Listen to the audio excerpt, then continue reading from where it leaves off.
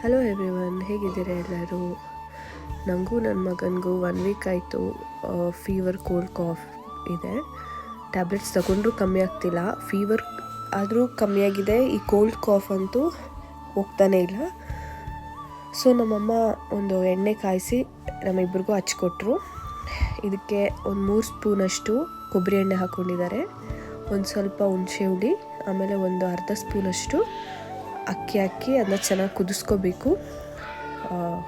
ಹುಣಸೆ ಹುಳಿ ಚೆನ್ನಾಗಿ ರೋಸ್ಟ್ ಆಗುತ್ತೆ, ಹುಣಸೆ ಹುಳಿ ಮತ್ತು ಅಕ್ಕಿ. ಅದಾದಮೇಲೆ ಆಫ್ ಮಾಡಿಬಿಟ್ಟು ಒಂದು ಉಗುರು ಬೆಚ್ಚ ಇದೆ ಅಂದಾಗ ಅದನ್ನು ನೆತ್ತಿಗೆ ಚೆನ್ನಾಗಿ ಹಚ್ಕೋಬೇಕು. ಈ ಥರ ಮಾಡೋದ್ರಿಂದ ಕೋಲ್ಡ್ ಕಾಫ್ ಎಲ್ಲ ಕಮ್ಮಿ ಆಗುತ್ತೆ ಅಂತ ಹೇಳಿದ್ರಮ್ಮ. ಸೊ ನನಗೆ ಹಚ್ಕೊಡ್ತಾ ಇದ್ದಾರೆ. ನೀವು ಟ್ರೈ ಮಾಡಿ ನೋಡಿ, ಹೇಗಿದೆ ಅಂತ ಕಮೆಂಟ್ ಮಾಡಿ ತಿಳಿಸಿ. Thank you.